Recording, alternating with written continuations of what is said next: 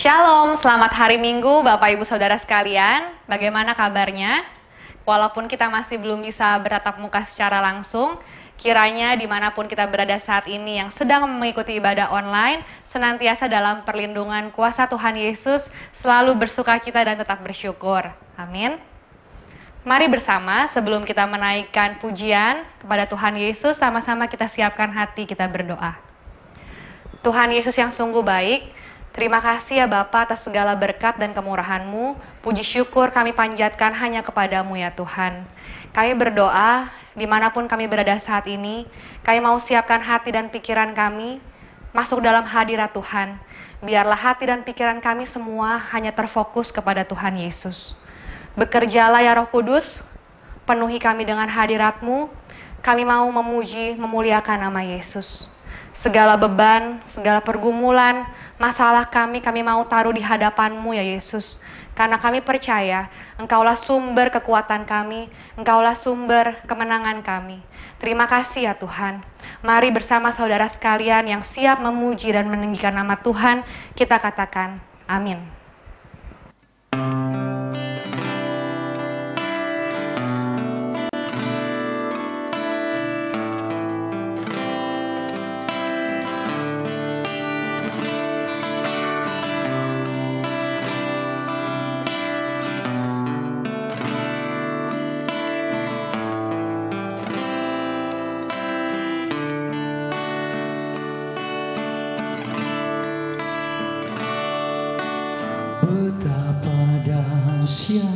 Engkau Tuhan, pencipta segala yang ada, dulu sekarang sampai selamanya. Hanya Engkau Tuhan,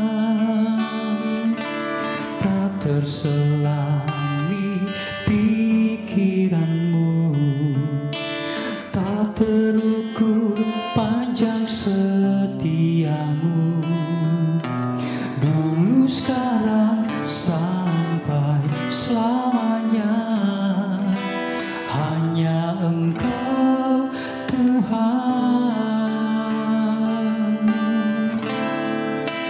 ku sembah Engkau Yesus, hanya Engkau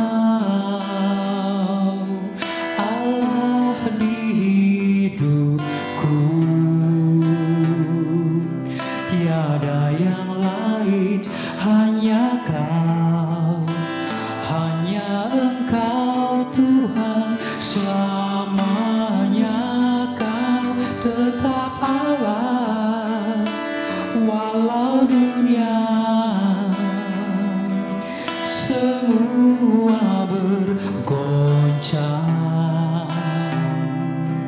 tak tergoyahkan, Kau tetap Allah.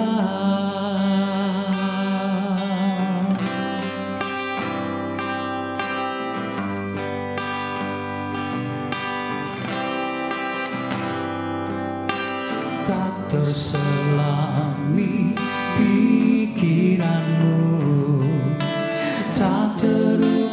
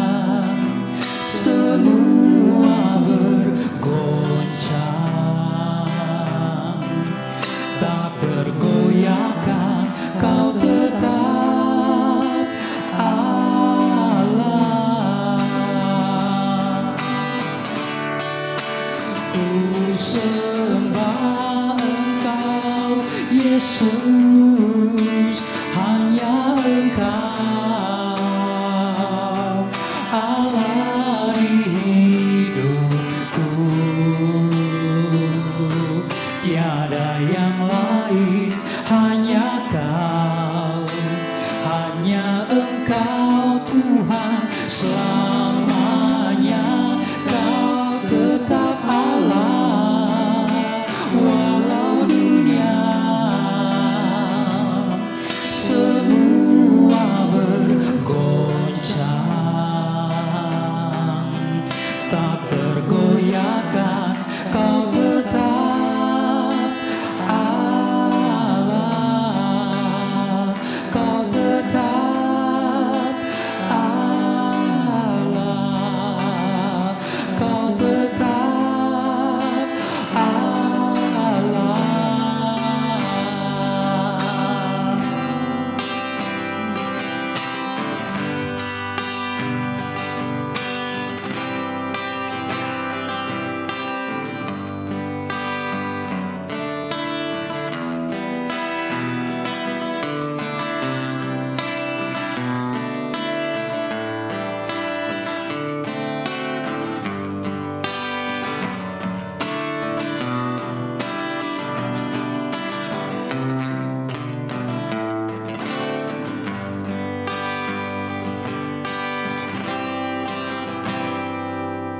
Engkau Tuhan yang setia,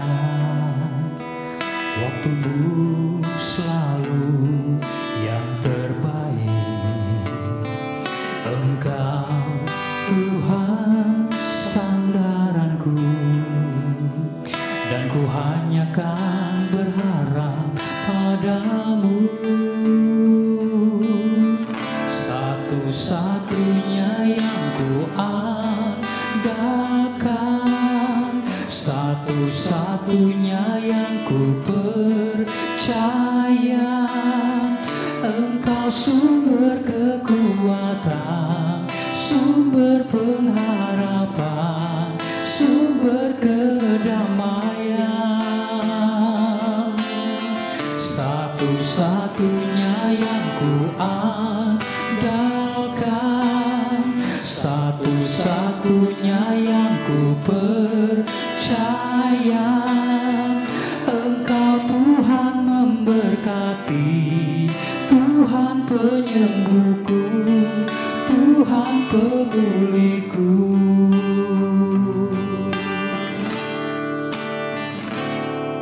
Engkau Tuhan yang setia, waktumu selalu yang terbaik.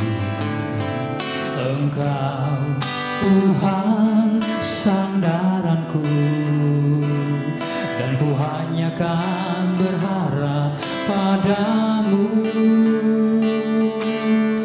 Satu-satunya yang ku andalkan, satu-satunya yang ku percaya. Engkau sumber kekuatan, sumber pengharapan, sumber kedamaian. Satu-satunya yang ku andalkan, satu-satunya yang ku percaya. Engkau Tuhan memberkati, Tuhan penyembuhku, Tuhan pemuliku. Satu-satunya yang ku andalkan, satu-satunya yang ku percaya. Engkau sumber kekuatan, sumber pengharapan, sumber kedamaian. Satu-satunya yang ku andalkan, satu-satunya yang ku percaya.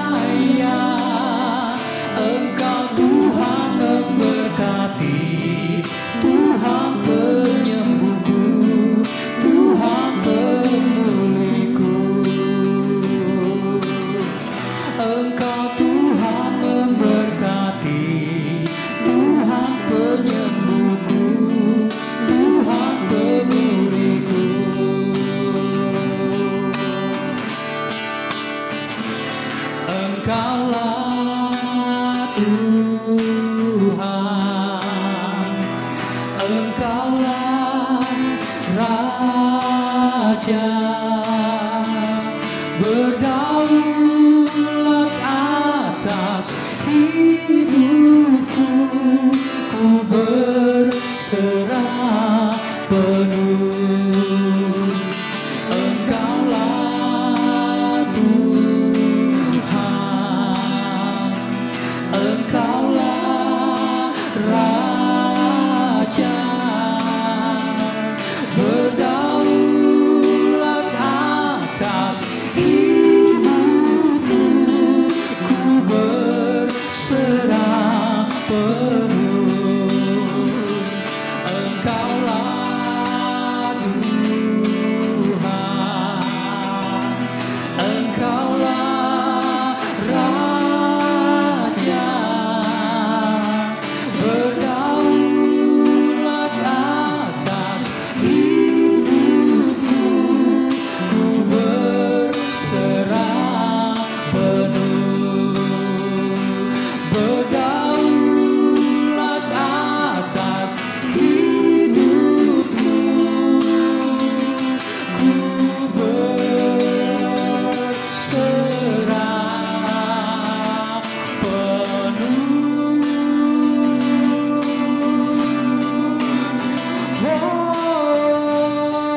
Haleluya, ku berserah kepadamu Tuhan. Segenap hati kami, segenap jiwa kami, ku persembahkan kepadamu Yesus Tuhan. Haleluya, Kaulah Raja kami, Engkaulah Tuhan kami, tiada yang lain selain Kau, Yesus Tuhan yang layak disembah. Haleluya, terpujilah namamu Tuhan, Raja segala raja. Terima kasih Tuhan, terima kasih Bapa.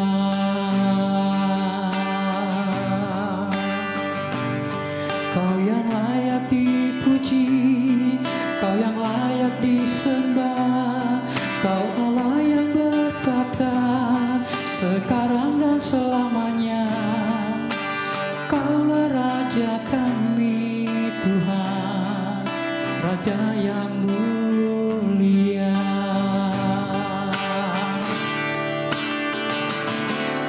Layak dipuji disembah, Kaulah yang bertata dulu sekarang dan selamanya. Raja atas segala raja, namamu besar termulia. Layak dipuji disembah, Kaulah yang bertata dulu sekarang dan selamanya. Raja atas segala raja, namamu besar termulia. Layak dipuji disembah, Kaulah yang bertata dulu sekarang dan selamanya.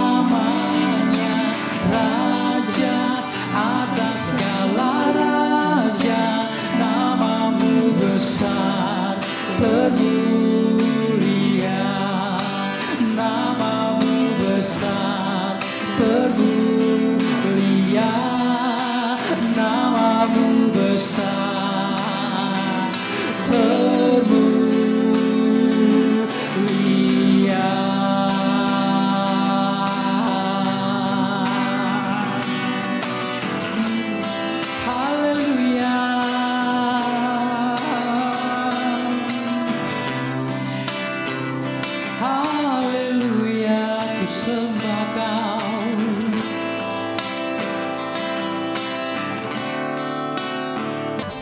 Benar ya Yesus, hanya Engkau yang layak kami sembah, kami tinggikan dalam kehidupan kami. Ya Yesus, ada beberapa pokok doa yang kami mau naikkan bersama dengan seluruh umat Tuhan. Mari sama-sama kita bersatu dalam doa.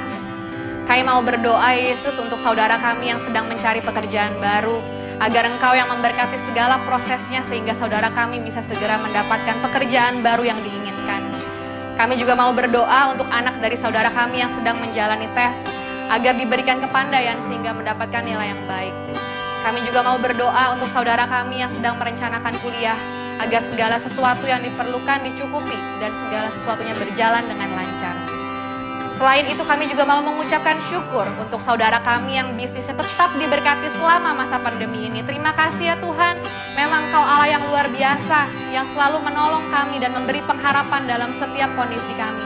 Kami juga mau bersyukur untuk orang tua yang diberkati dengan kesehatan. Terima kasih ya Tuhan, Engkaulah sumber segala sesuatu, sumber damai sejahtera dalam hidup kami. Terima kasih ya Yesus, terima kasih. Haleluya, amin.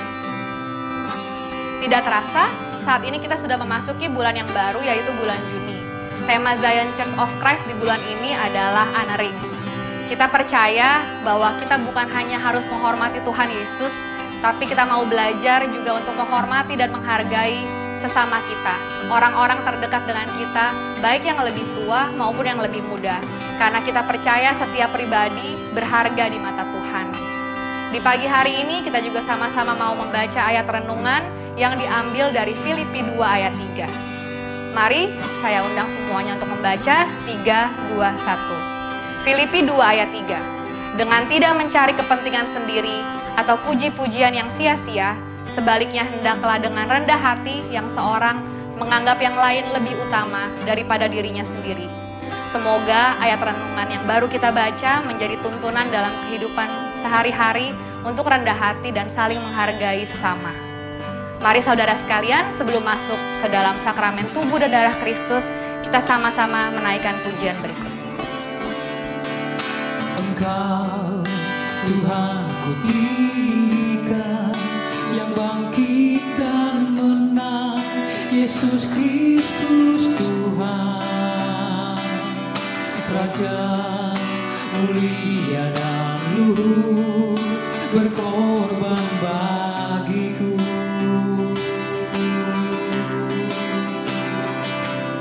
Maka jiwaku memuja, menyembah Sang Raja, Yesus Kristus Tuhan.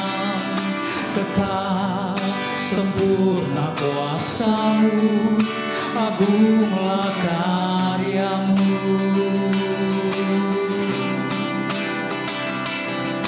Engkau Tuhan ku tinggikan, yang kita menang, Yesus Kristus Tuhan, Raja mulia dan luhur, berkorban bagiku.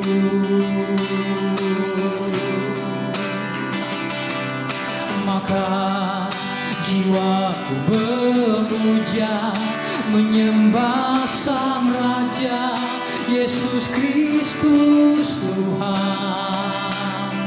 Kekal sempurna kuasa-Mu, agunglah karya-Mu. Yesus Kristus Tuhan.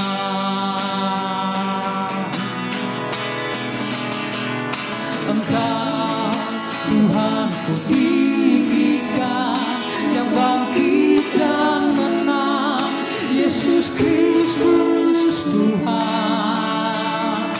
Kekal mulia dan luhur, berkorban bagiku.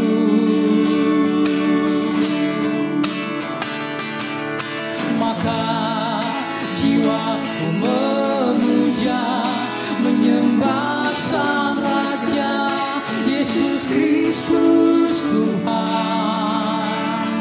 Kekal sempurna kuasa-Mu, agung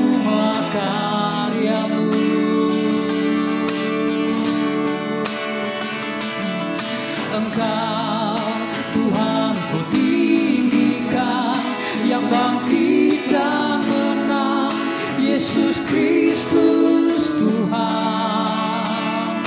Raja mulia dan luhur, berkorban bagiku.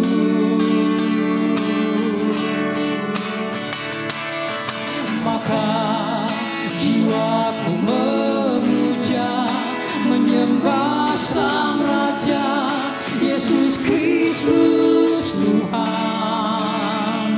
Kekal sempurna kuasa-Mu, agunglah karya-Mu. Yesus Kristus Tuhan.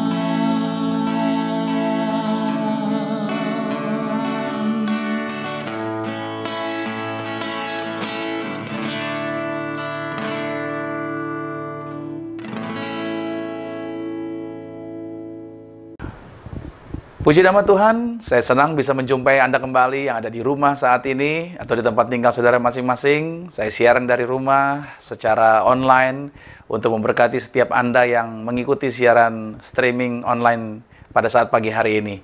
Dan saya ucapkan selamat hari Minggu tentunya. Saya berharap dan saya berdoa keadaan kita semua tetap dalam kondisi yang terbaik, kondisi yang luar biasa, kondisi di mana kemurahan dan mujizat Tuhan senantiasa terjadi bagi setiap kita. Kita meyakini bahwa Tuhan yang kita sembah, Yesus Kristus, selalu ada bersama dengan kita. Dan kita mengimani pada waktu kita memujinya, pada waktu kita menyembah Tuhan, pada waktu kita memperkatakan bahwa Yesus Kristus adalah Tuhan, Yesus Kristus adalah Raja, Dia adalah Raja yang mulia, maka tidak ada pribadi lain, tidak ada kuasa apapun di bawah kolong langit ini yang layak untuk kita tinggikan, yang kita layak untuk kita muliakan, selain hanya Tuhan kita Yesus Kristus. Nah, untuk itu pagi hari ini, di saat ini, di hari Minggu ini tentunya, kita akan masuk lebih dahulu dalam sakramen tubuh dan darah Tuhan Yesus Kristus. Mari kita siapkan tentunya, yaitu roti dan anggur, untuk kita memperkatakan setiap iman kita, memperkatakan apa yang kita percayai di dalam Tuhan kita Yesus Kristus.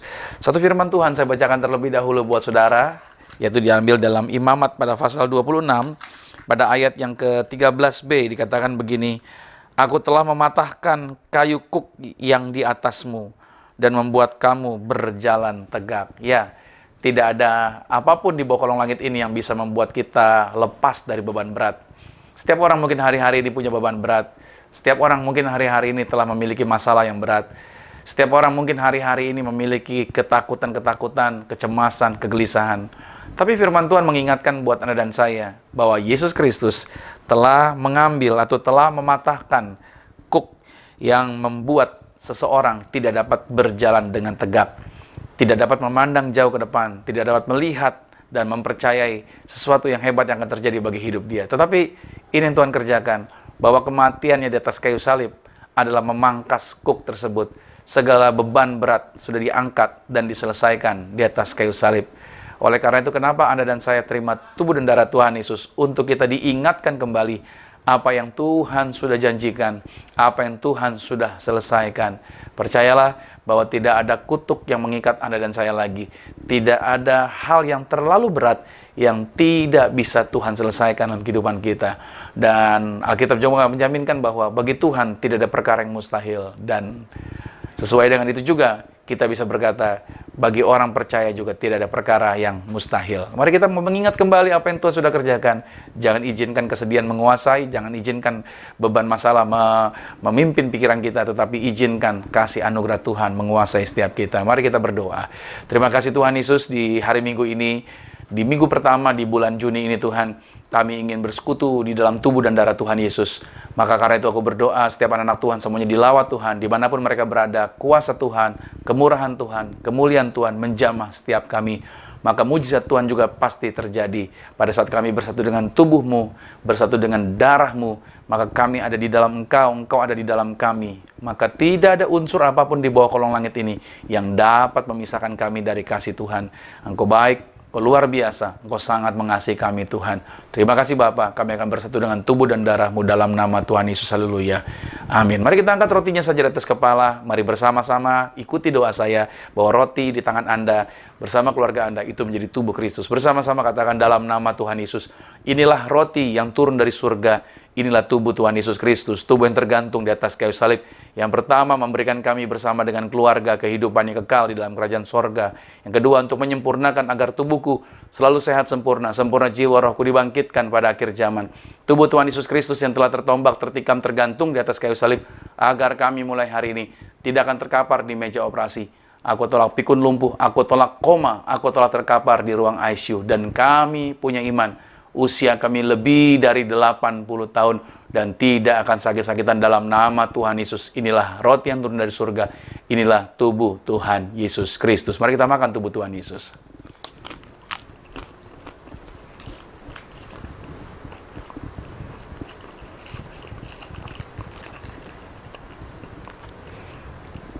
Demikian pula kita mau mengangkat, yaitu anggur ini. Kita mengimani dan kita melepaskan perkataan iman, melepaskan perkataan kuasa bahwa ini menjadi darah Yesus. Bersama-sama dengan saya kita katakan dalam nama Tuhan Yesus, inilah darah Yesus Kristus, darah yang tercurah, darah yang tertumpah di atas kayu salib sebagai perjanjian yang baru dan yang kekal. Yang pertama, mulai hari ini bersama keluarga, kami berjanji benar-benar bertobat, menolak segala dosa, menolak setan-setan dan segala perbuatannya. Kuduskan keluarga kami, keluarga yang kudus, kami saling mengasihi, kami saling mengampuni, menjaga kasih mula-mula, senantiasa ada di dalam rumah tangga keluarga kami. Yang kedua, oleh darah domba Allah, darah Yesus. Maka mulai hari ini bersama keluarga, nama kami termeterai, tercatat sebagai warga kerajaan sorga. Kami dijaminkan bersama keluarga, punya rumah di sorga, punya rumah di bumi, tidak akan mengembara, dijagai pasukan malaikat, bebas dari maut. Yang ketiga, oleh bilur-bilurnya, oleh darah Yesus. Maka mulai hari ini dari kepala sampai telapak kaki, kami diciptakan sehat sempurna, tidak akan sakit-sakitan, tidak terkapar di meja operasi. Apa saja yang dokter vonis, maka mulai hari ini kami sudah disembuhkan. Kami selalu sehat, menang atas segala kelemahan tubuh. Kami tolak COVID-19, kami tolak virus corona, tidak berkuasa bagi tubuh kami. Kami selalu sehat, agar imunitas kami selalu stabil, selalu kuat, menolak segala virus apapun juga. Dan pasukan malaikat menjagai kami. Kami menang atas setan-setan. Apa yang kami pegang, apa yang kami kerjakan di dalam karir, bisnis, proyek, usaha, studi, pelayanan kami diberkati lipat kali ganda dari berkat tertinggi yang pernah kami raih dalam nama Tuhan Yesus. Inilah darah Tuhan Yesus Kristus. Mari kita minum inilah darah Tuhan Yesus.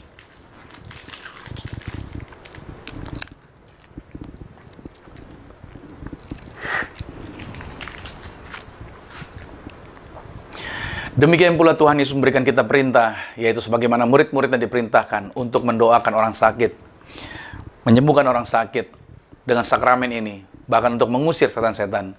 Berkali-kali saya sudah ceritakan, bahkan berkali-kali saya sudah saksikan bagaimana setan-setan undur, setan-setan ketakutan, kuasa-kuasa kegelapan, roh-roh jahat undur, bahkan lokasi, tempat, yaitu yang dimana setan tadinya bercokol di tempat itu, begitu diurapi lokasi tersebut, begitu ada minyak dicurahkan, maka roh-roh jahat undur, roh-roh jahat kabur dari lokasi tersebut.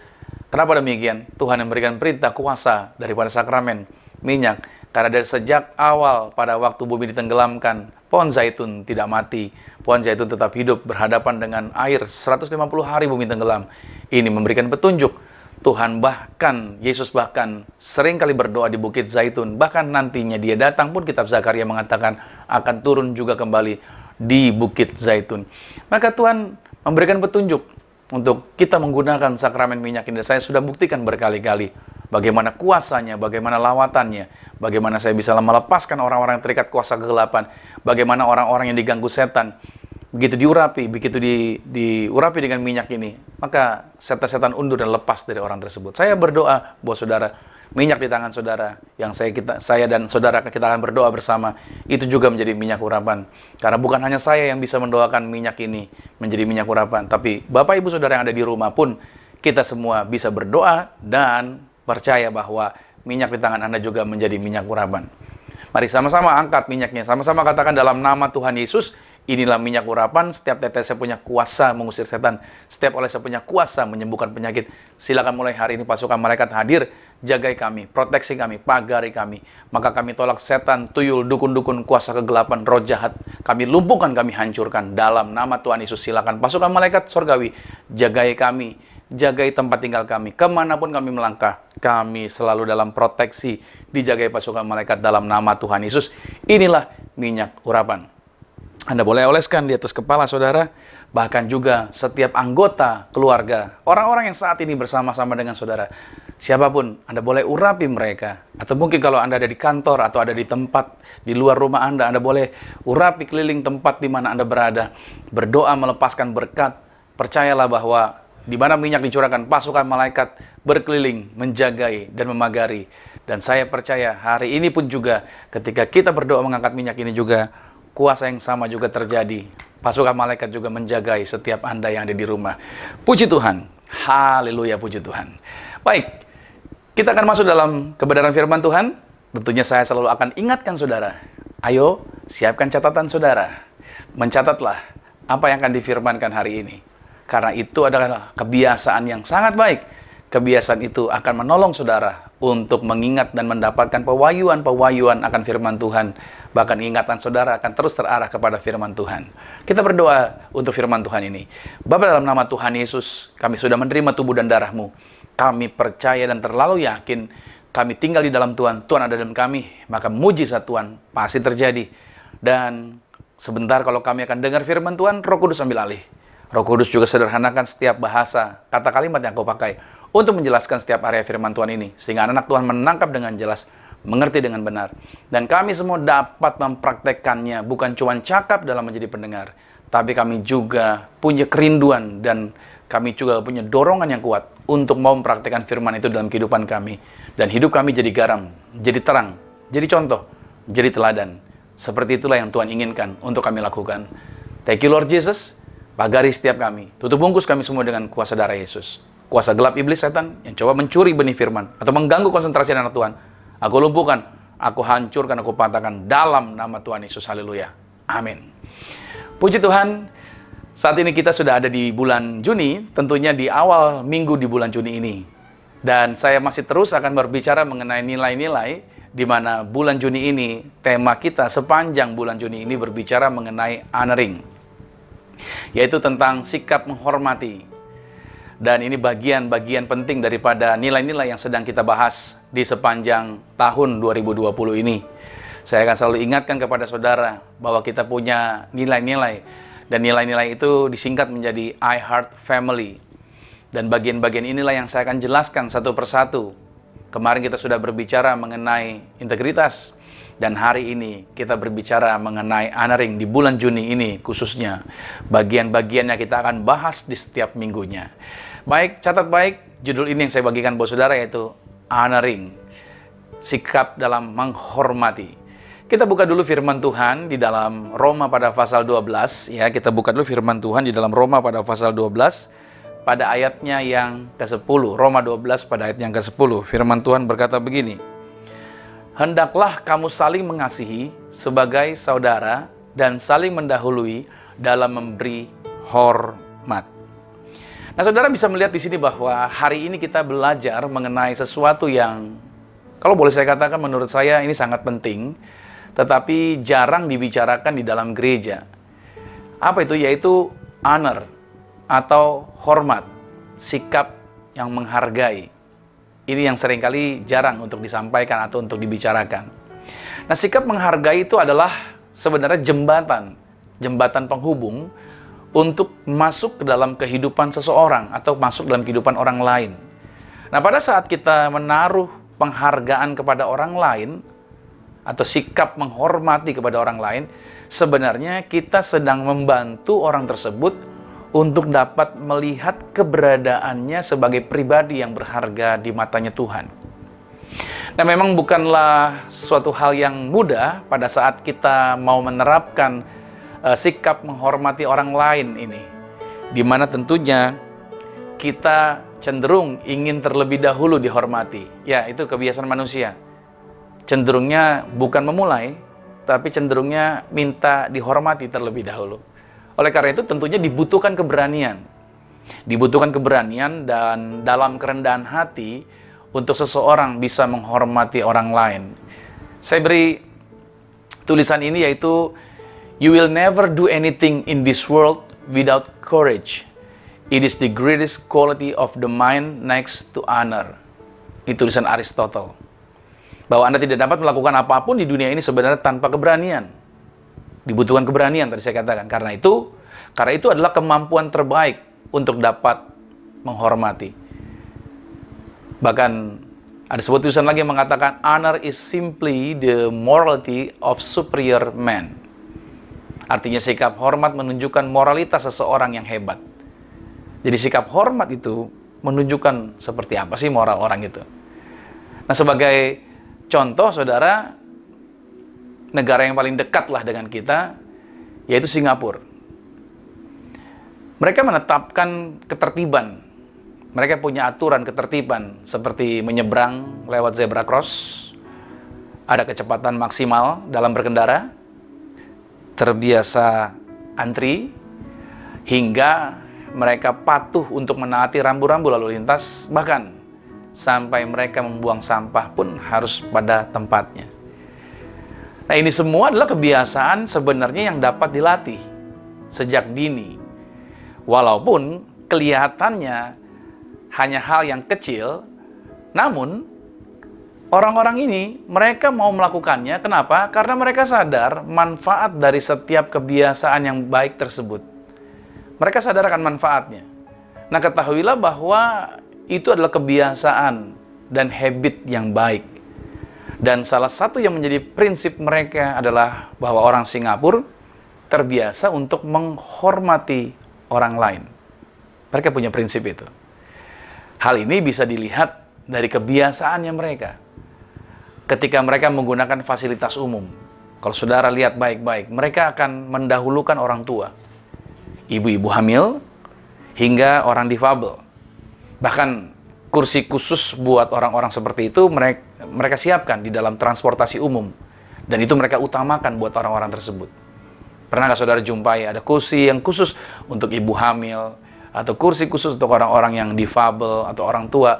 Tapi ada orang yang masih muda, yang masih segar kelihatannya, maka malahan dia duduk santai-santai di area kursi tersebut. Padahal ada orang yang lebih tua, ada orang yang tadi disebutkan yang lebih membutuhkan. Nah, itu dia saya katakan sama saudara bahwa itu perlu dilatih. Itu harus dilakukan berulang-ulang, dan sebenarnya bukan berarti tidak bisa dilakukan. Sebenarnya ketika orang mau melatihnya, itu bisa mengadakan perubahan kebiasaan. Nah, sebab itu saya kecil, saudara, saya terbiasa diajarkan oleh orang tua saya, yaitu bila mana kalau mau keluar rumah, selalu harus bersuara, pamit istilahnya gitu, saudara. Jadi orang rumah tahu bahwa saya sudah berangkat keluar dari rumah ke suatu tempat. Jadi saya bersuara dulu. Bahkan ketika pulang pun juga harus mengucapkan kata sambutan bahwa saya sudah sampai di rumah. Ada ucapan yang diucapkan. Bahkan bila bertemu dengan orang yang lebih tua, saya juga diajarkan terbiasa untuk mengucapkan salam serta memberikan hormat untuk orang yang lebih tua. Nah, sebagaimana halnya mempersilakan yang lebih tua untuk jalan atau keluar duluan, itu juga adalah salah satu bentuk daripada sikap menghormati.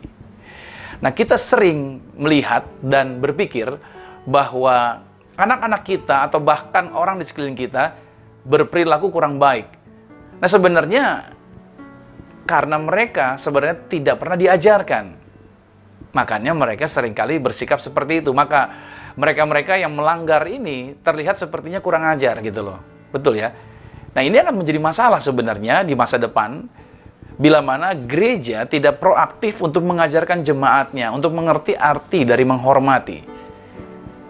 Nah, saya bersyukur saudara bahwa pada saat baru membangun gereja ini, justru kami memulainya dengan menanamkan nilai-nilai kehidupan. Dan salah satunya adalah yang kita mau ajarkan di bulan Juni ini, yaitu honoring.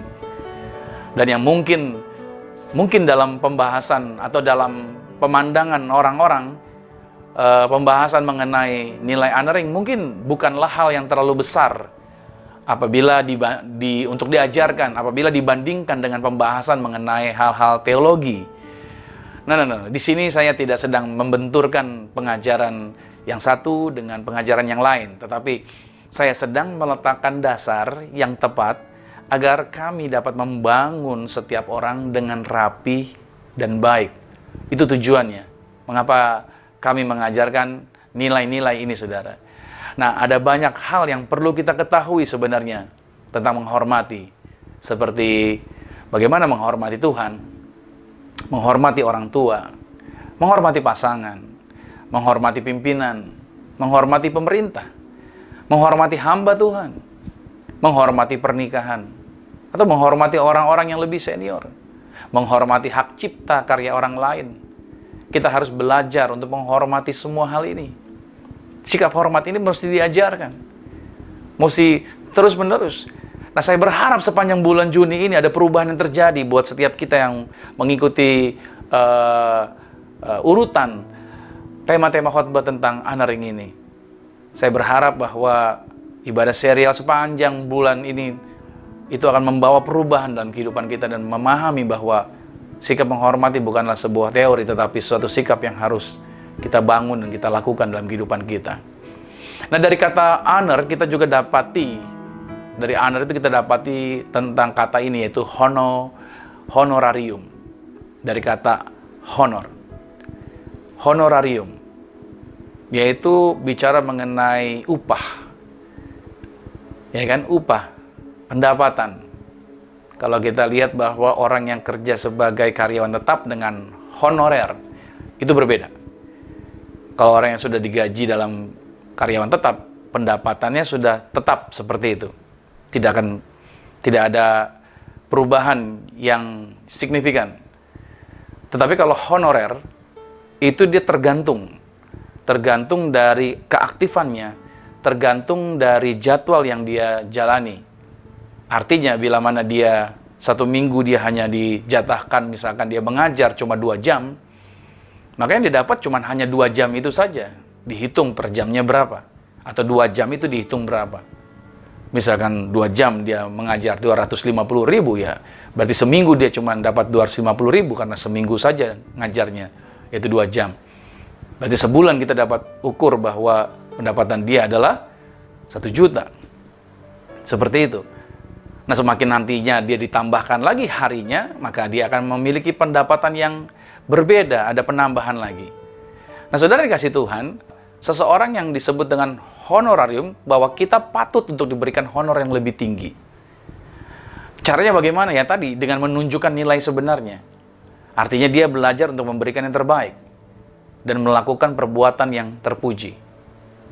Nah, hal yang sama juga apabila para pemimpin yang ada di dalam sebuah kelompok sel atau gereja tidak memberikan hormat atau tidak menghargai mereka yang ada bersama dengannya, atau orang-orang yang tadi yang ada di dalam gereja tersebut tidak diberikan hormat dengan cara yang layak, ya kan?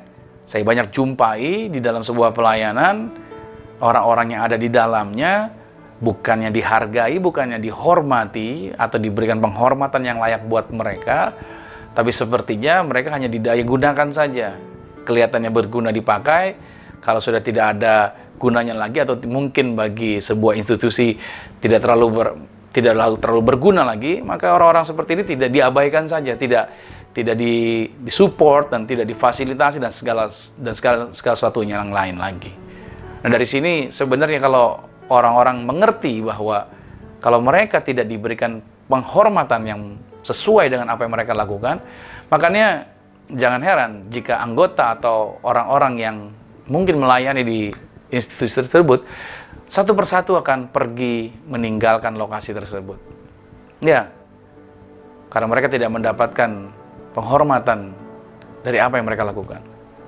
Nah, di perusahaan juga demikian, apabila karyawan yang ada tidak diberikan hormat yang selayaknya, maka mereka juga akan undur dan berpindah ke tempat yang lain, saudara. Nah, dari hal ini, persoalan yang ada ternyata sebenarnya dimulai dari para pemimpinnya. Karena ternyata para pemimpin penting sekali. Kenapa? Karena akan meninggalkan jejak bagi para pengikutnya. Itu dimulai dari pemimpin. Nah, dalam bahasa Yunani, kata hormat adalah timios, yang merupakan sesuatu yang berharga dan tinggi nilainya. Menghormati berarti menghargai. Menghormati juga berarti memuliakan. Menghormati juga artinya memuji, meninggikan, membesarkan, dan mengakui nilainya. Nah, Nah, pada zaman ini ada kecenderungan manusia untuk tidak lagi menghormati orang lain. Hal ini bukan hanya terjadi di luar gereja, tetapi juga banyak dijumpai di dalam gereja. Ada banyak kejadian menyedihkan, bahkan memilukan dan tidak nyaman yang terjadi akibat dari manusia yang tidak menghormati atau tidak memberikan penghargaan kepada orang lain. Contohnya, saudara, menurut cerita, Mahatma Gandhi pernah kesal kepada orang Kristen.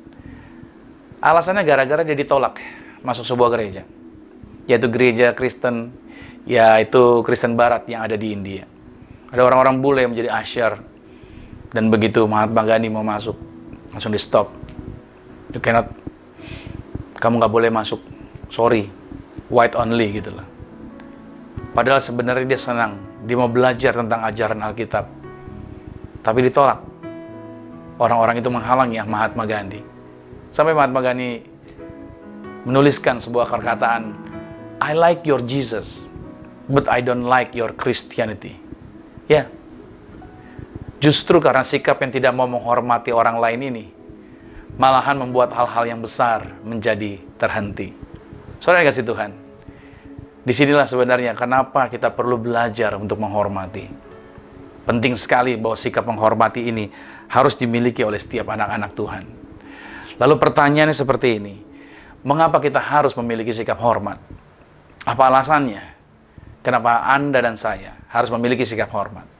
Catat baik, yang pertama ini, karena itu adalah perintah Tuhan. Kenapa sih saudara dan saya harus memiliki sikap hormat? Ternyata poin yang pertama ini dia, karena itu adalah perintah Tuhan. Jadi di sini sebenarnya kalau itu perintah Tuhan, ya udah gak usah pakai perasaan lagi. Tadi kan kecenderungannya kita adalah minta dihormati dulu kan? Kita cenderung kalau sudah dihormati baru mau balas menghormati.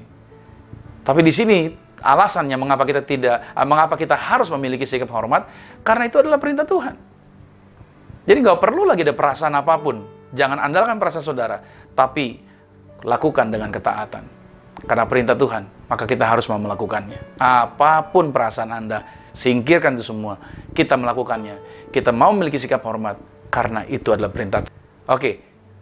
Dalam Kolose 3 ayat 22, dalam Kolose 3 ayat 22 sampai 23, saya ambil dari terjemahan bahasa Indonesia sehari-hari, saudara. Lihat kata-katanya. Saudara-saudara yang menjadi hamba dalam segala hal, hendaklah kalian taat kepada Tuanmu yang di dunia ini. Janganlah taat kepada mereka hanya pada waktu mereka sedang mengawasi kalian, karena kalian ingin dipuji. Taatilah mereka dengan hati yang ikhlas, karena kalian menghormati Tuhan.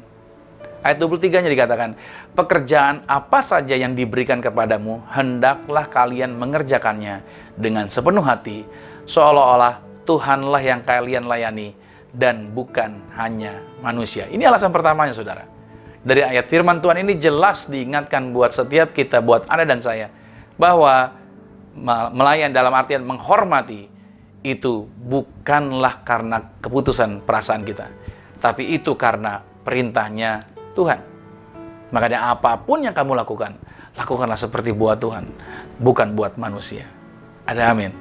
Engkau menghormati, karena itu perintahnya Tuhan. Alasan yang kedua, mengapa kita harus memiliki sikap hormat?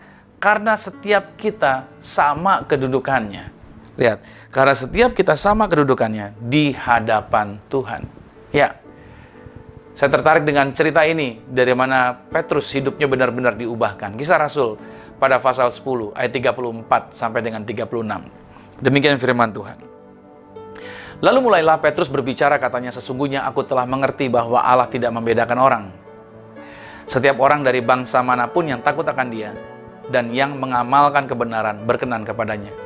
Itulah firman yang Ia suruh sampaikan kepada orang-orang Israel, yaitu firman yang memberitakan damai sejahtera oleh Yesus Kristus, yang adalah Tuhan dari semua orang. Lihat baik, firman Tuhan ini mengingatkan bahwa Petrus, seorang Yahudi, dia berpikir bahwa Roh Kudus hanya diberikan hanya untuk orang Yahudi. Petrus berpikir bahwa ada spesial, ada hal yang khusus yang Tuhan berikan kepada bangsa Yahudi, lebih daripada bangsa-bangsa yang lain. Bahwa Roh Kudus itu hanya untuk bangsa Yahudi. Tapi pada suatu ketika Petrus mengalami lawatan Tuhan dan Petrus mengerti bahwa Roh Kudus juga dicurahkan bukan hanya untuk orang Yahudi, tapi buat semua orang. Nah, dari ayat ini kita diingatkan mengapa sih kita harus memiliki sikap hormat? Karena siapapun orang, setiap kita semuanya sama kedudukannya di hadapan Tuhan. Ada amin? Ya. Anda, saya, bukan berarti karena saya hamba Tuhan, saudara jemaat Tuhan, maka kita berbeda. No. Saya tetap harus memiliki sikap hormat juga kepada Anda. Kenapa? Karena kita sama kedudukannya di hadapan Tuhan.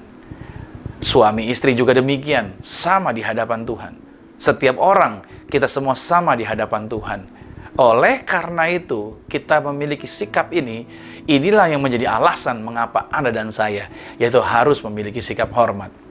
Alasan yang ketiga, mengapa Anda dan saya memiliki sikap hormat, yang ketiga ini dia, karena di mata Tuhan, manusia adalah makhluk yang mulia dan dihormati. Wow, luar biasa. Kita punya alasan ini kenapa memiliki sikap hormat. Karena Tuhan sendiri, yaitu menjadikan Anda dan saya di matanya, kita ini makhluk yang mulia dan kita dihormati oleh Tuhan. Ayat firman Tuhan ini saudara garis bawahi, saudara catat baik dalam Mazmur 8 ayat 5 sampai dengan 6 dikatakan begini, apakah manusia sehingga engkau mengingatnya? Apakah anak manusia sehingga engkau mengindahkannya? Namun engkau telah membuatnya hampir sama seperti Allah dan telah memahkotainya dengan kemuliaan dan hormat. Yes, dahsyat firman Tuhan ini, bahwa di mata Tuhan, kita adalah makhluk yang selalu ada di dalam ingatannya Tuhan. Dan mulia di dalam pemandangannya Tuhan. Nah, kalau Allah saja menghormati manusia, kalau di mata Tuhan saja Anda, yaitu menjadi orang yang mulia, lah mengapa manusia tidak mau menghargai, tidak mau memberi sikap hormat kepada sesamanya? Jadi saudara bisa melihat dari firman Tuhan ini bahwa kita harus memiliki sikap hormat karena dasarnya kita di mata Tuhan adalah makhluk yang mulia dan kita dihormati. Amin. Ini alasan yang ketiga mengapa Anda dan saya harus memiliki sikap hormat. Alasan yang keempat kenapa Anda dan saya harus memiliki sikap hormat. Yang keempat, karena kita mau menjadi orang terhormat. Nah, itu dia. Maksudnya apa? Kenapa kita mau menjadi orang terhormat? Saudara, kita, Anda dan saya adalah, kita sama-sama makhluk sosial. Manusia itu makhluk sosial. Ya, makhluk sosial itu adalah saling membutuhkan. Artinya, makhluk sosial, kita sebagai makhluk sosial, kita pun butuh untuk dihormati. Ya, oleh sebab itu, mengapa kita perlu memiliki sikap hormat? Karena Matius 7 ayat 12 berkata begini, segala sesuatu yang kamu kehendaki supaya orang perbuat kepadamu, perbuatlah demikian juga kepada mereka. Itulah isi seluruh hukum Taurat dan kitab para nabi. Artinya, kalau kita sebagai makhluk sosial ingin kita dihormati, caranya adalah apa? Kita hormati orang dulu. Iya. Karena memang Tuhan tahu bahwa setiap orang juga rindu untuk dihormati. Nah, oleh sebab itu Tuhan mengajarkan Anda dan saya, lihat baik, kalau engkau ingin orang lain menghormatimu, lakukan dulu terlebih dahulu buat mereka. Lakukan dulu kepada mereka. Hormati setiap orang yang ada di sekitarmu. Ketika engkau melakukannya, percayalah, engkau akan menuai penghormatan. Lakukan ini. Dalam rumah tangga juga Allah menciptakan pasangan yang sepadan. Dan sama-sama memiliki kemampuan untuk saling menghormati. Antara suami dengan istri. Mereka diciptakan menjadi pasangan yang sepadan. Sepadan artinya apa? Mereka sama-sama punya kemampuan. Bukan cuma suami yang bisa menghormati istrinya, tetapi istri juga bisa menghormati suaminya. Mereka berdua memiliki kemampuan yang sama untuk sama-sama bisa menghormati. Pertanyaannya, siapa yang lebih dahulu menghormati? Kalau saudara tanya sama saya nggak tahu. Apakah suami dulu atau istri terlebih dahulu? Yang saya tahu adalah siapa yang taat pada firman, siapa yang tahu firman, dia yang terlebih dahulu mau melakukannya. Dalam Kejadian 2 pada ayat yang ke-18, firman Tuhan berkata begini, Tuhan Allah berfirman, tidak baik kalau manusia itu seorang diri saja. Aku akan menjadikan penolong baginya yang sepadan dengan dia. Catat baik, sepadan. Jadi jangan pernah kita berkata, saya sulit Pak untuk bisa menghormati pasangan saya. Saya sulit Pak untuk bisa menghormati dia.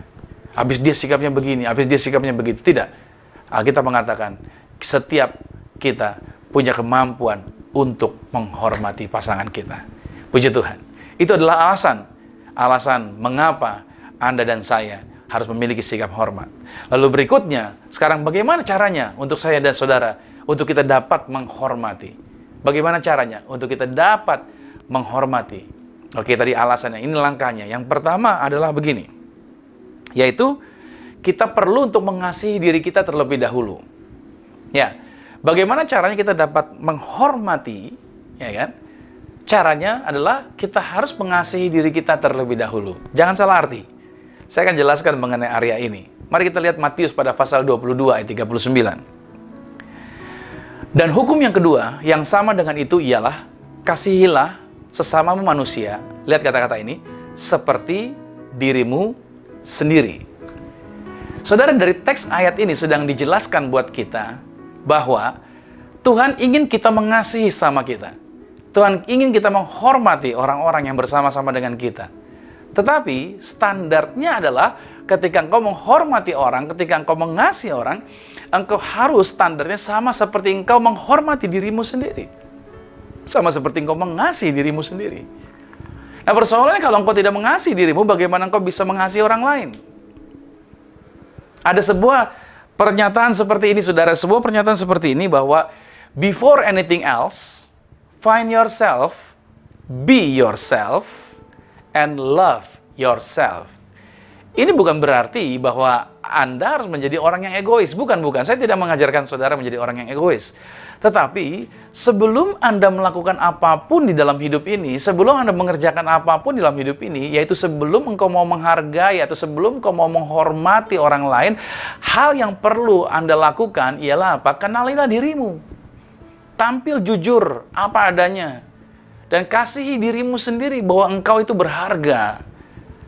Ya, kau harus sadari dulu, kau harus mengasihi dirimu bahwa engkau berharga di matanya Tuhan. Nah, kalau kita sendiri tidak menghargai diri kita sendiri, bagaimana orang lain nantinya bisa menghargai kita? Kalau kita sendiri tidak menghormati diri kita sendiri, bagaimana orang lain bisa menghormati kita? Paham sampai di sini? Makanya banyak banyak anak-anak muda hidupnya berantakan. Kenapa? Banyak anak-anak muda kok ketemu dengan orang yang modelnya kok nggak jelas gitu loh keadaannya. Kenapa? Sederhana. Karena kita sendiri tidak menaruh nilai yang tinggi, kalau kita sendiri tidak taruh harga yang benar, kalau kita tidak memberikan penghormatan yang benar kepada diri kita sendiri.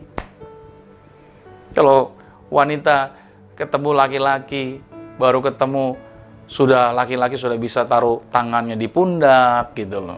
Baru kenal, sudah bisa digandeng tangannya. Baru kenal, pria sudah bisa taruh tangan di atas pahanya wanita. Saudara, laki-laki sudah bisa menilai dan laki-laki sudah bisa mengukur berapa harganya Anda. Iya, laki-laki itu mencoba dulu. Dia mau tahu, dia mau tes gitu loh, saudara. Kalau sikap-sikap tadi yang laki-laki buat, Anda malah ketawa-ketawa dengan laki-laki taruh belai tangannya di atas kepala Anda, padahal Anda baru kenal, dan hal-hal yang lebih lagi mungkin dia lakukan, Anda tetap diam dan sepertinya enjoy. Saya cuma mau katakan, maka laki-laki akan bisa menentukan, bisa mendapatkan gambar berapa hargamu, berapa nilaimu.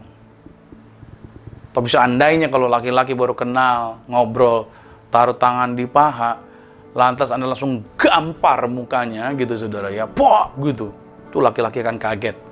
Begitu dia kaget gitu ya, dia langsung bilang, wah tinggi nih perempuan harganya nih gitu. Oh ini nggak murahan, ini nggak murahan nih. Iya, saudara dikasih Tuhan. Setiap kita perlu menaruh hormat bagi diri kita dulu. Makanya langkah untuk bisa menghormati orang sekitar kita, menghormati Tuhan, menghormati pernikahan kita, menghormati pasangan kita, menghormati para pemimpin, menghormati yaitu bangsa ini. Kita perlu tahu dulu untuk menghormati diri kita. Kita nggak mau asal-asalan dengan diri kita. Kita nggak mau sembarangan diri kita. Karena kita tahu bahwa kita berharga di matanya Tuhan. Ada amin. Ya. Tuhan ciptakan Anda luar biasa. Itu adalah langkah yang pertama. Bagaimana caranya untuk kita dapat menghormati. Langkah yang kedua adalah, ini dia. Yaitu menerima orang lain apa adanya, bukan ada apanya. Seringkali orang kalau menerima orang lain dilihat dulu latar belakang dan segala macam. No. Tuhan tidak mengajarkan itu. Kita harus belajar untuk menerima orang lain apa adanya. Langkah untuk bagaimana bisa menghormati. Ini dia, menerima orang lain apa adanya, bukan ada apanya. Roma 15 pada ayat yang ke-7 dikatakan begini. Sebab itu, terimalah satu akan yang lain, sama seperti Kristus juga telah menerima kita untuk kemuliaan Allah. Saudara, belajar untuk menerima orang lain bukan berdasarkan latar belakangnya. Catat baik dulu nih. Melainkan karena apa? Karena Kristus telah mengasihi kita. Itu dulu. Kita menerima orang dasarnya karena Kristus telah mengasihi kita terlebih dahulu. Bahkan Kristus menerima kita bukan karena latar belakang kita. Tapi Kristus menerima kita karena Dia adalah pribadi yang mengasihi kita. Dasarnya adalah karena kasih. Kristus mengasihi kita. Apapun masa lalu, apapun latar belakang, di hadapan Tuhan, itu nggak jadi persoalan. Tuhan tetap bisa menerima kita apa adanya. Itulah yang terjadi pada waktu Yesus berjumpa dengan seorang yang bernama Sakeus. Di dalam Lukas 19 ayat 1 sampai 10, nanti saudara bisa baca sendiri. Bagaimana Sakeus, seorang pemungut cukai, kepala pemungut cukai, di sebuah kota, yaitu Yeriko. Dia mendengar Yesus datang masuk kota itu. Karena badan yang pendek, dia mencari sebuah pohon untuk naik ke atas, untuk melihat seperti apa Yesus. Dia rela melakukan itu. Buat seorang terkenal, seorang petinggi seperti Sakeus, tentunya naik sebuah pohon itu suatu sikap yang mempermalukan diri. Tapi demi berjumpa dengan Yesus, demi melihat Yesus, dia rela melakukannya. Dan saudara tahu bagaimana respon Yesus. Yesus menerima Sakeus apa adanya. Semua orang tahu siapa Sakeus. Semua orang tidak suka, orang-orang Yahudi khususnya, tidak suka dengan siapa Sakeus. Buat mereka ini perampok. Buat mereka orang ini yang menggerogoti kehidupan mereka. Buat mereka orang ini bekerja untuk orang-orang Romawi. Dan itu menjadi kebencian buat orang Yahudi. Di mata orang Yahudi, ini orang-orang bejat. Tapi saudara dikasih Tuhan, Yesus tidak melihat itu. Dalam artian, dia tahu siapa Sakeus. Tapi bukan itu menjadi alasan yang menghalangi. Tapi Yesus tahu bahwa orang ini perlu diselamatkan. Makanya Yesus menunjukkan jalan kebenaran. Ya kan? Menunjukkan kepada Sakeus bagaimana kehidupan yang sesungguhnya. Dan saudara, apa yang terjadi? Hidup Sakeus diubahkan. Saya percaya bahwa di dalam kemewahannya, di dalam kekayaan yang Sakeus miliki, dia tidak memiliki kebahagiaan yang sesungguhnya. Tetapi begitu dia berjumpa dengan Yesus, dia punya problem yang berat dalam kehidupan dia. Pada waktu Yesus membukakan jalannya, hidup Sakeus diubahkan. Saudara tahu, maka cara Sakeus memuliakan Tuhan seperti apa? Bagaimana ucapan terima kasihnya? Cara dia bersyukur adalah dia dengan membagikan hartanya kepada orang-orang yang ada di sekitarnya dia. Itu yang dilakukan oleh Sakeus. Sakeus ambil hartanya, dia bagi kepada orang. Bahkan kalau ada orang yang pernah dia peras, dia ganti 4 kali lipat. Dan ini yang terjadi bahwa orang yang menghormati Tuhan seperti Sakeus tadi, dia tidak menyimpan hartanya bagi dirinya sendiri. Lihat baik-baik yang dilakukan oleh Sakeus. Dia tidak pegang sendirian. Begitu lawatan Tuhan terjadi, begitu dia mengerti jalan kebenaran, dia mau berbagi buat orang di sekitar dia. Nah, seringkali saya jumpai orang-orang hanya berterima kasih kepada hamba Tuhan jika ada masalah datang. Pada saat ada masalah, biasanya hamba Tuhan akan dicari. Dimintai bantuan dan dimintai pertolongan bagaimana solusinya. Dan ketika beberapa orang dari mereka, ketika masalahnya sudah selesai, mereka menjadi lupa untuk mengucapkan terima kasih setelah dibantu. Nggak semua, tapi seringkali dijumpai seperti itu. Waktu susah dia cari, begitu sudah selesai, aman. Ya kan? Padahal cara Sakeus untuk menghormati Tuhan adalah apa? Dengan dia membawa hartanya di hadapan Tuhan. Itu yang dilakukan oleh Sakeus. Amsal 3 ayat 9 sampai 10 berkata begini. Muliakanlah Tuhan dengan hartamu dan dengan hasil pertama dari segala penghasilanmu. Lihat kata-katanya, muliakanlah Tuhan dengan hartamu. Ayat 10 berkata begini, maka lumbung-lumbungmu akan diisi penuh sampai melimpah-limpah, dan bejana pemerahanmu akan meluap dengan air buah anggurnya. Firman Tuhan yang mengatakan demikian. Sakeus mengalami perubahan yang luar biasa. Hidupnya mengalami kemajuan. Ada banyak hal, bahkan Paulus pun pernah mengalami hal yang sama. Begitu dia mendoakan orang, ada seorang gubernur yang dia doakan, mengalami mujizat kesembuhan. Sudah tahu apa yang terjadi.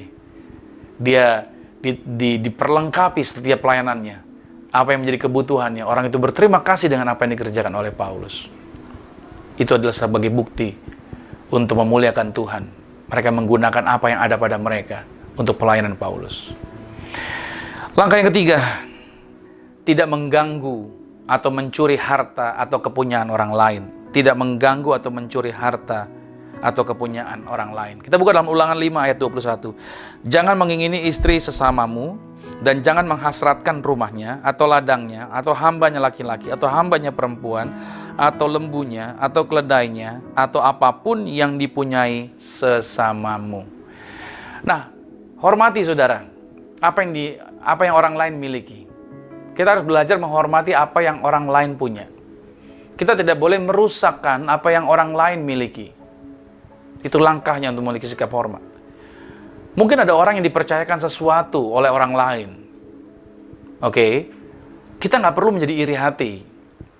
Di sebuah perusahaan misalkan, teman saudara mungkin mendapatkan satu bagian job yang lebih daripada saudara. Kita nggak perlu jadi iri hati. Lantas kita berusaha untuk menjelek-jelekannya. No, nggak usah. Setiap orang sudah ada bagian berkatnya masing-masing. Nah, kita harus menghargai. Setiap pencapaian setiap orang juga kita perlu menghargai. Kita jangan jadi iri hati. Ada orang mencapai satu bagian tertentu, kita langsung berkata, wah dia cari muka tuh. Mukanya tembok tuh gitu, mukanya tebal tuh gitu kan. Tuh pasti penjilat tuh. Lihat aja lidahnya panjang tuh. Enggak. Kita harusnya nggak ngomong begitu ya saudara ya. Harusnya kita tidak menjadi orang yang berusaha yaitu menjatuhkan orang lain. No. Kita harusnya menghargai. Kita harusnya menghormati apa yang menjadi pencapaian, apa yang orang lain peroleh. Whatever caranya seperti apa itu urusan dia. Tapi kita jangan diri kita menceburkan diri kita dalam, kalau memang dia melakukan kesalahan untuk mendapatkan posisi itu, jangan kita masukkan diri kita dalam area kesalahan juga untuk menjelek-jelekan. Karena setiap orang sudah ada bagiannya masing-masing. Percayalah bagian saudara. Atau juga saudara, kalau menghargai milik orang lain juga, artinya apa? Kita juga memiliki sikap hormat untuk jangan kita pernah berusaha untuk mengganggu rumah tangga orang lain. Bersyukurlah dengan pasangan saudara. Jangan ganggu pasangan orang lain. Ya kan? Jangan ganggu pasangan daripada sahabatmu. Kalau sahabatmu sudah ada pasangannya, jangan didekati lagi. Jangan coba-coba di PHP-in lagi gitu loh saudara. Jangan lagi coba ada, ya kan, internal affair seperti itu. No. Harusnya kita jaga sikap kita menghormati kalau orang itu sudah ada bagiannya, kalau orang itu sudah ada yang miliki, ya udah kita jangan berusaha memaksakan kehendak kita. Ada orang yang punya prinsip sih, tapi Pak selama janur belum melengkung Pak, sebelum ada tenda biru kan masih boleh aktivitas, boleh ya namanya usaha gitu. No. Bukan itu yang menjadi sikap yang Tuhan ajarkan buat kita. Setiap kita sudah disediakan bagiannya masing-masing. Ingat baik-baik, ini langkah untuk menghormati. Yang terakhir saya akan tutup, yang keempat. Yaitu memposisikan orang lain sama pentingnya dengan kita. Ini langkah yang keempat, bagaimana caranya kita untuk dapat menghormati.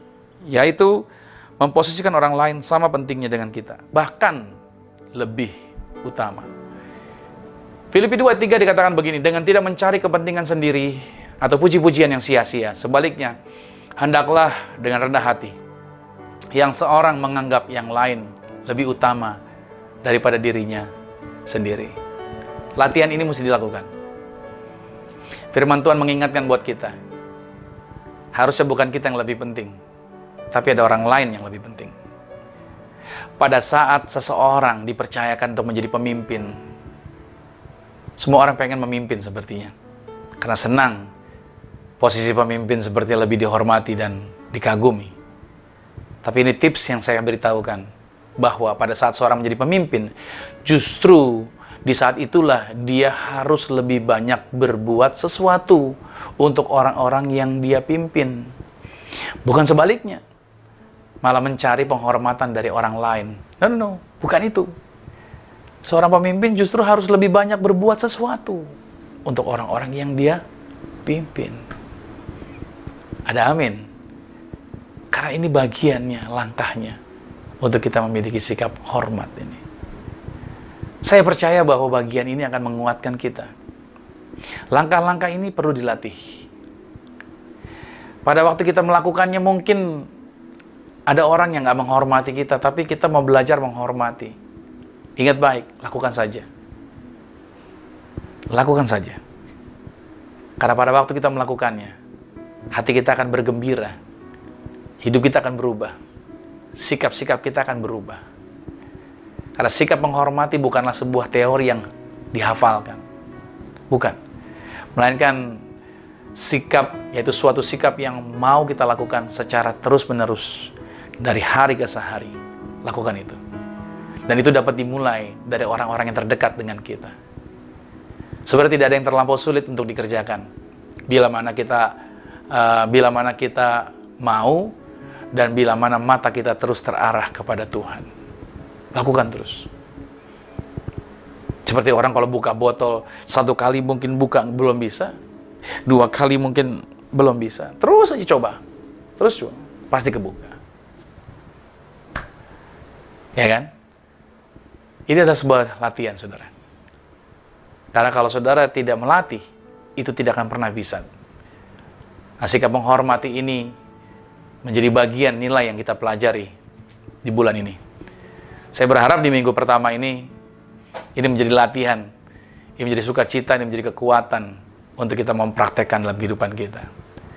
Saya berdoa, kasih karunia Tuhan menyertai Anda, hatimu melimpah, Roh Kudus memampukan Anda, dan Roh Kudus mengingatkan kita untuk bisa bersama-sama mempraktekkan dalam kehidupan kita. Selamat hari Minggu, dan Tuhan Yesus Kristus memberkati. Haleluya. Amin. Mari bersama-sama kita mau berdoa. Tuhan Yesus, terima kasih. Kami berbahagia kalau di hari ini, di minggu ini Tuhan, di awal di bulan Juni ini, kami diingatkan belajar mengenai sikap untuk menghormati. Kami percaya Tuhan bahwa sikap menghormati memang tidak mudah. Dan kami, manusia kami cenderung, itu pengennya dihormati. Pengennya orang lain melihat kami dan menghormati kami. Tapi tidak demikian yang Tuhan mau ajarkan buat kami. Justru kami yang harus memulainya, melakukannya kepada orang lain. Walaupun terkadang mungkin orang yang kami berikan hormat tidak membalas, atau bersikap aneh, atau bersikap yang tidak nyaman. Tapi kami mau berusaha melatih diri kami. Karena kami ingat bahwa ini merupakan perintahnya Tuhan. Dan kami sadar bahwa diri kami berharga di mata Tuhan. Dan kami percaya bahwa setiap orang sama kedudukannya, itu di mata Tuhan. Tuhan Yesus, aku berdoa biarlah setiap anak-anak Tuhan menangkap pesan ini dan dapat melakukannya. Dan diingatkan selalu bahwa nilai ini yang kami praktekkan akan membuka peluang-peluang yang besar. Akan menjadi jalan yang terbuka buat menolong orang lebih banyak lagi. Kami percaya Tuhan bahwa apa yang kami kerjakan di dalam Tuhan tidak pernah sia-sia. Terima kasih buat segala kebaikan ini. Kami juga berdoa Tuhan buat bangsa kami. Kami berdoa buat Indonesia dari Papua sampai Aceh. Indonesia dilawat Tuhan. Indonesia diberkati. Indonesia mengalami pemulihan. Indonesia mengalami jamahan Tuhan. Pulihkan bangsa ini. Selamatkan bangsa ini. Dan bebaskan bangsa ini dari segala beban berat. Virus-virus yang berbahaya. Dihalau dalam nama Tuhan Yesus. Kuasa Tuhan terjadi atas bangsa kami. Terima kasih Tuhan Yesus. Terima kasih Bapa. Kami juga berdoa buat mereka yang sakit, disembuhkan dalam nama Tuhan Yesus. Kami berdoa juga, yaitu buat para tim medis yang menangani virus COVID-19. Mereka juga dijaga, dipagari. Mereka bebas dari tertular penyakit. Kami berdoa rumah sakit juga diberkati. Kami berdoa keadaan ekonomi Indonesia dipulihkan. Lebih maju dari sebelumnya. Diangkat kembali, lebih dahsyat dari sebelumnya. Setiap kota-kota diberkati. Dijagai. Kami tolak segala ketidakamanan. Kami tolak segala hasutan iblis, rancangan jahat. Kami halau, kami patahkan dalam nama Tuhan Yesus. Berkati presiden kami, berkati pemerintahan pusat, berkati pemerintahan daerah, berkati kota-kotanya. Para pemimpin kota juga diberkati Tuhan. Terima kasih Tuhan Yesus, gereja-gereja juga diberkati. Kami percaya kalau gereja-gereja juga diberikan yaitu kesempatan kembali untuk boleh beribadah secara offline. Doa kami dalam nama Tuhan Yesus, semuanya dapat berjalan dengan lancar, semuanya dapat berjalan dengan baik. Kami serahkan segala sesuatu dalam tangan Tuhan. Terima kasih buat segala sesuatunya. Maka Tuhan Yesus Kristus juga aku berdoa memberkati tangan-tangan yang sudah membantu dalam pelayanan. Apa yang mereka telah kerjakan diberkati Tuhan. Apa yang mereka korbankan dalam pelayanan ini juga digantikan lipat kali, bahkan ratusan kali ganda. Lumbung-lumbung mereka dibukakan, berkat-berkat Tuhan dicurahkan atas hidup mereka. Terima kasih Tuhan Yesus. Terima kasih Bapa. Kami percaya bahwa hanya karena berkat Tuhanlah hidup kami boleh ada. Hanya karena berkat Tuhanlah kami boleh hidup sampai hari ini. Terima kasih Tuhan Yesus. Dan sebentar juga Tuhan, yaitu kami juga berdoa buat Zion Church of Christ juga diberkati Tuhan. Dan saatnya kami akan menerima berkat Tuhan. Kekasih Kristus, arahkan hati.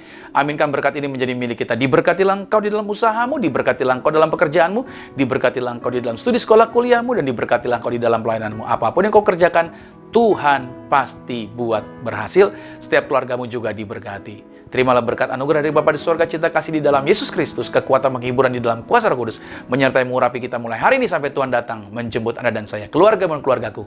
Kita semua sama-sama menjadi warga kerajaan surga. Yang percaya sama-sama katakan, amin. Selamat hari Minggu, dan sampai jumpa minggu depan. Dan Tuhan Yesus Kristus memberkati setiap kita. Stay healthy, stay safe, stay at home. Tuhan memberkati kita semua. Amin.